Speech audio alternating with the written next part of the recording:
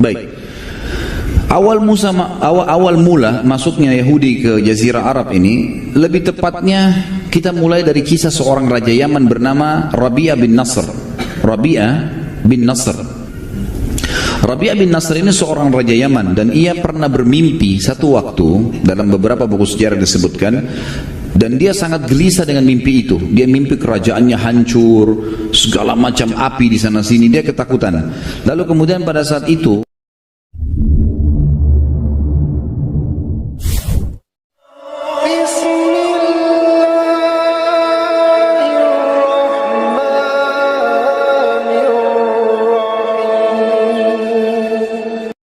Assalamualaikum warahmatullahi wabarakatuh. Sahabat dakwah yang dirahmati Allah, Yahudi di Madinah menunjukkan bagaimana orang Yahudi mempercayai keberadaan Nabi Muhammad SAW sebagai Nabi akhir zaman. Meskipun karena kesombongan mereka pun menolak dan mengingkari. Allah ceritakan dalam Al-Quran, yang artinya orang-orang Yahudi dan Nasrani yang telah kami beri Alkitab, Taurat dan Injil mengenal Muhammad seperti mereka mengenal anak-anaknya sendiri, dan sesungguhnya sebahagian di antara mereka menyembunyikan kebenaran padahal mereka mengetahui. Quran Surat Al-Baqarah ayat 146. Mereka paham detail siapakah Nabi Muhammad SAW sampai mereka paham mengenai tempat keluarnya Nabi terakhir. Tapi iman tidak hanya sebatas mengakui keberadaan, tapi juga menjalankan konsekuensinya. Allahu a'lam bishawab. Untuk lebih jelasnya, marilah kita mendengarkan tausiah yang disampaikan oleh Ustaz Khalid Basalamah. Masuknya agama Yahudi dan Nasrani ke Jazirah Arab. Karena memang ada di zaman Nabi SAW, terutama negeri Yaman, itu ada orang-orang Arab tapi agamanya Yahudi. Begitu pula ada negara-negara Arab dan orang-orang Arab, bahkan sampai hari ini ada yang beragama Nasrani. Bagaimana bisa ini terjadi?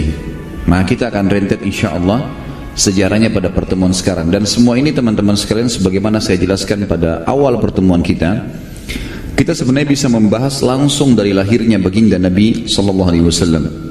Tetapi menurut saya pribadi terlalu banyak informasi yang hilang, yang semestinya kita ketahui sebelum lahirnya Nabi SAW, terutama keadaan Jazirah Arab itu sendiri. Kalau apa yang kita bahas, bagaimana nanti akan antum dengarkan panjang lebar cerita tentang Jazirah Arab ini, ternyata sebelum Nabi SAW ada rentetan histori yang panjang sampai lahirnya Nabi mulia ini, dan kenapa beliau diutus di kota Mekah. Kita mulai dengan agama Yahudi, teman-teman sekalian. Yahudi sebenarnya diambil dari kata-kata Huda, di antara maknanya adalah Huda. Dan ini diambil dari perkataan Bani Israel pada saat mereka menyembah patung yang dibuat oleh Samiri, di mana Musa alaihissalam, Nabi Musa alaihissalam pergi ke gunung Tursina untuk menerima wahyu Taurat selama 40 hari. Ternyata Samiri ini dia membuat rekayasa, dari dia digoda oleh syaitan, membuat patung sapi dari emas lalu disuruh Bani Israel sembah. Intinya mereka sembahlah, mayoritasnya ikut-ikutan sembah. Nabi Harun alaihissalam tidak punya daya seperti Musa alaihissalam yang tegas, sehingga akhirnya Samiri berhasil tanda kutip di sini mengalahkan suara dari Nabi Harun alaihissalam, sehingga banyak kaumnya tidak mau ikut Nabi Harun dan mereka berkata, kami tunggu Musa sampai kembali aja. Waktu Musa AS balik, Nabi Musa AS menghancurkan patung itu, lalu dengan tegas menghakimi Samiri dan mengusirnya dari Bani Israel, serta mengembalikan orang-orang Israel untuk menyembah Allah Subhanahu wa ta'ala. Pada saat itu orang-orang Bani Israel sempat mengatakan, dalam Al-Quran diceritakan, a'udzubillahi minasyaitonirrajim, inna hudna ilaik, ya Allah kami kembali taubat kepadamu. Jadi sebenarnya kata-kata Yahudi diambil dari kata-kata Huda yang berarti taubat atau kembali. Asal mula kalimatnya di situ. Kemudian menjadilah sebuah predikat yang memang Allah sendiri sebutkan istilah ini untuk mereka. Semua pengikut Musa sampai hari kiamat yang tidak mau lagi meyakini ada nabi setelah Musa namanya Yahudi. Nanti juga akan ada penjelasan tentang Nasrani. Kalau Nasrani diambil dari kata-kata Nasara, Nasara yansuru, Ansarun dan Nasara, yang berarti penolong. Diambil daripada perkataan Isa alaihissalam pada saat berkata kepada Bani Israel, A'udzubillahi minasyaitonirrajim, dalam Al-Quran diceritakan, Man ansari ilallah, siapa yang akan menjadi ansar, penolong-penolong di jalan Allah. Qala al-hawariyuna nahnu ansarullah. Maka hawariyun adalah istilah untuk sahabat-sahabatnya Nabi Isa. Sama kalau Nabi Muhammad SAW kita mengatakan sahabat Nabi Muhammad SAW ridwanullahi alaihim. Tapi ini kalau sahabat Nabi Isa dikatakan hawariyun. Hawariyun berkata, kami adalah ansarullah, kami adalah penolong-penolong agama Allah. Keluarlah istilah Nasrani buat mereka dari kalimat ini. Jadi memang makna-makna kalimat ini sebenarnya awalnya baik. Orang-orang Nasrani menganggap Yahudi kafir. Apa sebabnya? Karena Yahudi walaupun beriman kepada Allah, agama profetis, agama samawiyah, dan yakin semua nabi sebelum Musa alaihissalam ada, Hud, Saleh, Shu'aib, ya, Lut, Ibrahim, Nuh, semuanya oleh orang-orang Yahudi diyakini. Yang mereka tidak yakini adalah nabi yang datang setelah Musa saja. Akhirnya datang Isa alaihissalam dari Bani Israel sendiri, mereka tidak mau akui, enggak. Bahkan yang berusaha untuk membunuh Isa alaihissalam dan mensalibnya adalah orang-orang Yahudi sendiri. Mereka menolak, gitu kan. Oleh karena itu, karena masih ada nabi dan rasul yang Allah utus yang mereka tidak yakini, dicap mereka kafir. Karena beriman kepada Allah harus totalitas, nggak bisa setengah-setengah, keseluruhannya. Kita yakini semua apa yang diperintahkan oleh Allah, maka pasti kita akan dikatakan beriman. Makanya Allah menghardik Bani Israel yang Allah mengatakan, A'udzubillahi minasyaitonirrajim, afatu'minuna bi ba'dil kitabi wa takfuruna bi ba'd. Apakah kalian beriman dengan sebagian isi Alkitab dan kalian pungkiri sebagian yang lain? Apa yang cocok diimani, apa yang tidak cocok ditinggalkan? Sampai para ulama tafsir menekankan, mengatakan siapapun di antara kaum muslimin yang coba memilah-milah hukum Allah, mereka sama dengan Yahudi dan Nasrani. Dan Allah mencap mereka kafir gara-gara itu, gitu kan. Berjalan waktu, datang Nabi Muhammad SAW. Ternyata dan Nasrani ini diberikan predikat untuk semua orang yang mengaku pengikut Isa alaihissalam sampai hari kiamat, dan tidak mau mengimani risalahnya Nabi Muhammad SAW. Nasrani meyakini semua nabi dari Isa ke atas, Musa, Daud, semuanya sampai Nabi Adam. Tapi mereka tidak mengimani risalah Nabi Muhammad SAW. Kasuistiknya secara histori berarti, kenapa sekarang umat Islam mengatakan Nasrani kafir? Sama dengan kenapa Nasrani mengatakan Yahudi kafir. Sama persis. Karena mereka masih menolak ada Rasul dan Nabi yang terakhir. Itulah Nabi Muhammad alaihi salatu wassalam. Jelas sampai sini? Belum ngantuk kan? Baik. Jadi di sini kita dari awal menjelaskan dulu definisi Yahudi dan Nasrani. Ya. Baik. Awal mula masuknya Yahudi ke Jazirah Arab ini, lebih tepatnya kita mulai dari kisah seorang raja Yaman bernama Rabi'ah bin Nasr. Rabi'ah bin Nasr. Nanti di pertemuan kita ini teman-teman akan banyak nama-nama yang mungkin antum belum pernah dengar sebelumnya. Gitu. Tapi coba direkam, ya, difahamin. Kalau ada yang bisa nulis, ditulis, gitu kan. Itu sangat bagus. Kalau enggak juga nanti insya Allah bisa di-download dari YouTube yang akan diangkat oleh teman-teman tim. Ya. Rabi'ah bin Nasr ini seorang raja Yaman, dan ia pernah bermimpi satu waktu, dalam beberapa buku sejarah disebutkan, dan dia sangat gelisah dengan mimpi itu. Dia mimpi kerajaannya hancur, segala macam api di sana sini, dia ketakutan. Lalu kemudian pada saat itu Rabi'ah bin Nasr ini bukan penyembah Allah, dia penyembah berhala. Dan banyak sekali ketergantungan partner antara berhala ini dengan dukun-dukun dan peramal penyamun ini, sambungannya, gitu kan. Maka dia bertanya kepada para dukun-dukunnya, kira-kira apa alasannya, apa takwilnya mimpi ini? Sebagian dukun-dukunnya mengatakan ini menandakan kerajaan Anda akan hancur sebentar lagi, gitu. Maka Rabi'ah bin Nasr karena ketakutan dengan takwil mimpi itu, dia pun akhirnya mengeluarkan mayoritas keturunannya, anak-anaknya, sebagian istrinya, kemudian kerabat umumnya, yang kerabat besarnya dia dipindahkan. dipindahkan di wilayah sekitar Irak, ya. Dan di wilayah sekitar Irak inilah berkembang pesat keturunan dia, dan nanti akan dikenal ada seperti Nu'man ibn Bashir. Nanti akan ada tentu sentuhan tentang kisah orang ini. Nu'man bin Bashir ini salah satu keturunan Rabi'ah bin Nasr yang waktu dihijrahkan ke Irak, kemudian mereka berkembang di situ di wilayah padang pasir yang luas sehingga menjadi komunitas kerajaan yang besar juga di Irak. Tapi ini keturunan Rabi'ah bin Nasr. Baik, yang sedang kita bahas Rabi'ah bin Nasr. Rabi'ah bin Nasr ini selain memang kerajaannya sangat luas, dia juga terkenal sekali mempertahankan setiap raja. Nanti kalau dia mati harus anaknya yang jadi raja, anaknya mati maka harus jadi anaknya lagi, atau kadang-kadang dialihkan, dia tidak alihkan ke saudaranya. Rabi'ah bin Nasr kalau mati anaknya jadi raja, nanti kalau anak yang pertama mati pindah ke anak kedua, anak ketiga, terus dia mau ke keturunannya.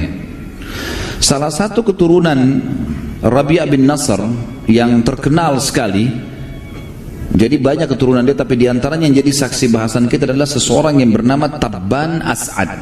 Ini nama yang kedua. Jadi Rabi'ah bin Nasr ini adalah raja dulunya, tapi bukan dia yang sedang kita bahas. Ada keturunan dia yang bernama Tabban As'ad. Tabban As'ad ini kerajaannya luas, secara fisik orangnya kuat, tampan, kaya raya, keturunannya banyak, gitu kan. Dan menjadi tradisi orang-orang Arab pada saat itu, dan sampai sekarang sebenarnya masih terjadi.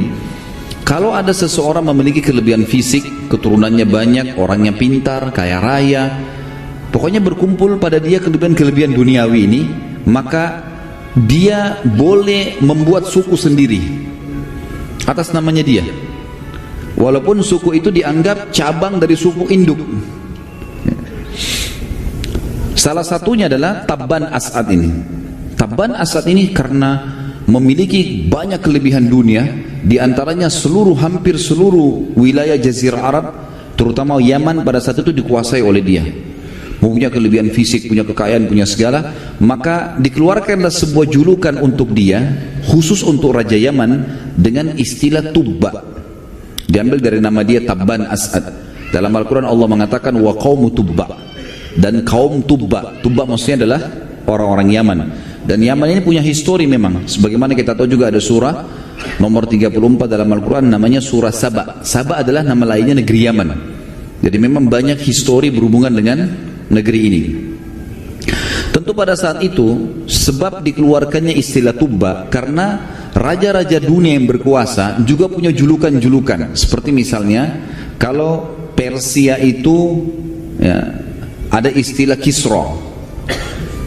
Kemudian ada Mesir, kita tahu ada Fir'aun ya. Itu kan istilah induk ya.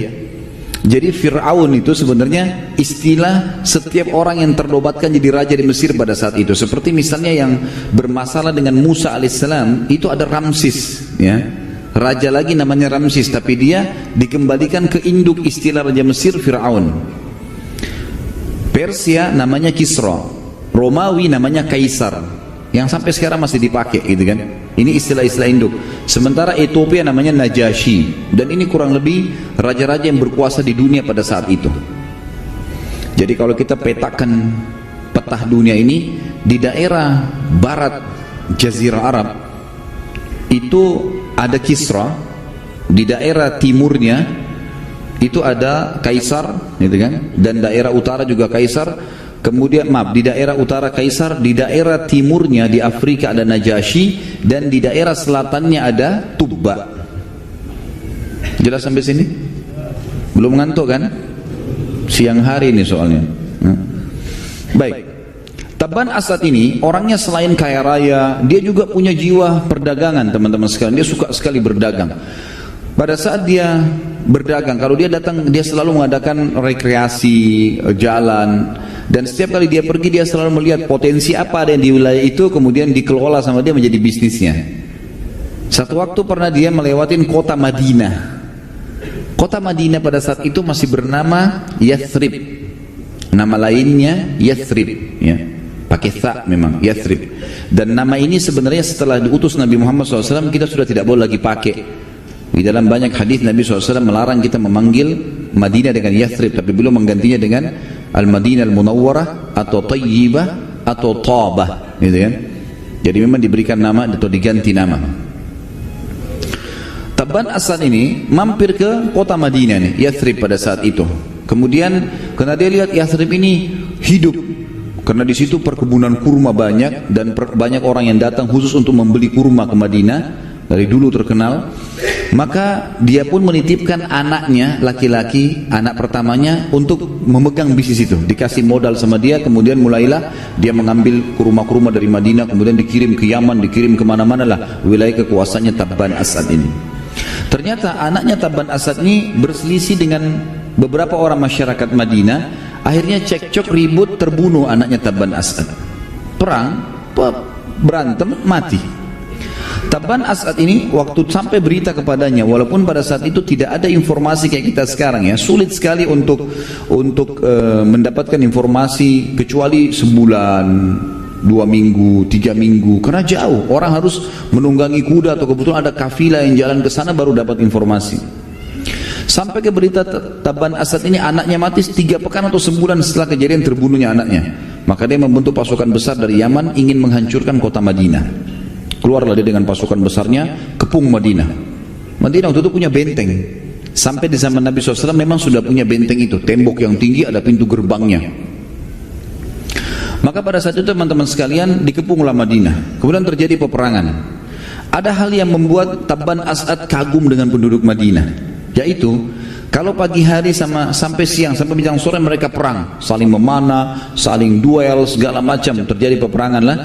Tapi kalau malam hari, penduduk Madinah mengirim makanan untuk pasukan Tabban Asad, karena terkeram dengan karamnya, dermawannya. Perangnya perang, tapi malam hari enggak dikirimin, ditawarkan untuk diobatin orang-orang yang luka di antara mereka. Belum pernah Tabban Asad menemukan musuh seperti ini, tapi dia tetap ingin membalas dendam.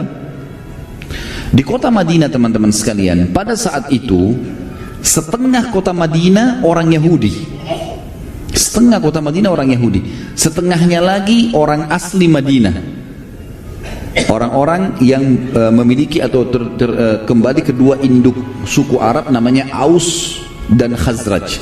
Nanti dua suku ini Aus dan Khazraj di zaman Nabi SAW namanya Ansar, namanya Ansar, mereka masuk Islam. Jadi terbagi dua Madinah, setengahnya Yahudi, setengahnya dua suku Arab ini. Orang-orang Yahudi supaya merasa aman, maka mereka membuat Aus dan Khazraj ini perang terus. Jadi untuk ribut, terjadi fitnah, dibiayai yang ini, dibiayai yang itu, jadi terus ribut nih dua suku ini, agar orang Yahudi selalu aman. Seperti itu yang sekarang juga Yahudi lakukan di dunia, gitu kan. Dia bagaimana ngacoin negara-negara Muslim ini saling ribut segala macam, nanti dia supaya aman gitu. Ya, seperti itulah. Dan orang-orang Yahudi datang ke kota Madinah teman-teman sekalian karena mereka mendapatkan dalam kitab Taurat kalau Nabi terakhir nanti itu akan keluar di kota hijrah, yang kota itu memiliki ciri khas. Dalam Taurat disebutkan dan sekarang juga ada, di sebuah kota yang kota itu dipenuhi dengan pohon-pohon kurma dan sumber penghasilan utamanya kurma, serta dihimpit dengan dua batu hitam yang luas. Kalau di Madinah sekarang dikenal dengan Harra Syarqiyah dan Harra Gharbiyah, wilayah timur dan wilayah barat. Kalau teman-teman lagi umrah bisa minta kepada guide-nya, saya mau lihat Harra Syarqiyah dan Harra Gharbiyah. Jadi kalau meja ini kita ibaratkan kota Madinah, di timur dan di baratnya itu teman-teman sekalian ada batu-batu hitam yang tajam, saking panasnya cuaca itu sampai panas batu-batu itu. Dan Madinah pada zaman itu mustahil diserang dari dua sisi ini. Wilayah utaranya Madinah itu penuh dengan pohon-pohon kurma. Di daerah Uhud, ya Gunung Uhud ke atas itu penuh dengan pohon-pohon kurma, gitu ya. Jadi pintu gerbang Madinah adanya di selatannya. Makanya nanti kalau kita bahas perang Khandaq, perang parit, itu parit dibuat oleh Nabi SAW di daerah selatannya kota Madinah, sehingga cuma dari situ saja tidak bisa diserang. Kalau timur dan barat sulit diserang oleh pasukan kuda karena penuh dengan batu-batu hitam yang tajam, dan juga di daerah utara penuh dengan pohon-pohon kurma yang lebat. Orang-orang Yahudi hijrah ke Madinah gara-gara itu. Dan selalu saja orang Yahudi berkata kepada Aus dan Khazraj, dua suku yang nanti jadi Ansar setelah masuk Islam, Berkata, nanti akan keluar nabi terakhir di kota ini dan kami akan menjadi pengikut utama, pengikutnya yang setia, dan kami akan memerangi kalian hai Aus dan Khazraj sebagaimana kaum Ad dan Iram. Ada dua dulu, kaum Ad dan Iram ini mereka berperang sampai banyak sekali korbannya. Kami akan memerangi kalian sampai seperti itu karena kami sedang menunggu nabi terakhir itu keluar. Ini sebabnya kenapa Yahudi ada di kota Madinah. Waktu Tabban As'ad mengepung kota Madinah dan sudah kurang lebih berjalan 40 hari belum bisa menembus kota Madinah, keluarlah dua pendeta Yahudi dari Madinah. Keluar kemudian minta izin ketemulah. Lalu keduanya bertanya kepada Tabban As'ad, wahai raja, apa yang anda inginkan di kota ini? Ya saya mau menghancurkan kota ini, membalas dendam, anak saya dibunuh, kenapa? Gitu kan? Kata dua-duanya, anda tidak akan mampu. Seberapa lama pun anda mengepung kota ini tidak akan mampu. Kata Tabban As'ad, kenapa? Ditanya, karena ini adalah mahjarun nabi. Ini adalah tempat hijrahnya nabi terakhir. Dari mana kalian tahu itu? Dari kitab kami Taurat. Inilah Taurat. Mulailah mereka menceritakan tentang agama Yahudi. Gara-gara cerita demi cerita, dan waktu itu Tabban As'ad ini penyembah berhala, ngikutin kakeknya tadi Rabi'ah bin Nasr, gitu kan? Maka akhirnya masuk Yahudi Tabban As'ad. Si raja Yaman ini masuk Yahudi. Setelah masuk agama Yahudi, dia berkata, wahai kepada pendeta dua orang tadi disebutkan namanya, dua pendeta ini, kalian berdua bisa nggak ikut ke Yaman supaya kalian mengajak masyarakatku pindah daripada mereka sembah api, sembah berhala, lebih baik beriman kepada Allah ini sebagaimana kalian jelaskan kepada saya. Kata dua pendeta itu, tentu saja, nggak ada masalah, kami akan ikut bersama anda. Dan ini teman-teman sekalian membuktikan memang orang-orang Yahudi sangat mengetahui tentang kebenaran risalah Nabi Muhammad SAW sampai mereka hijrah ke kota Madinah sebelum Nabi SAW lahir. Ini cerita sebelum Nabi lahir ya. Ini cerita ini masih jauh, nanti akan kita bahas insya Allah bagaimana lahirnya Nabi SAW. Terima kasih sudah mendengarkan tausiah yang disampaikan oleh Ustaz Khalid Basalamah.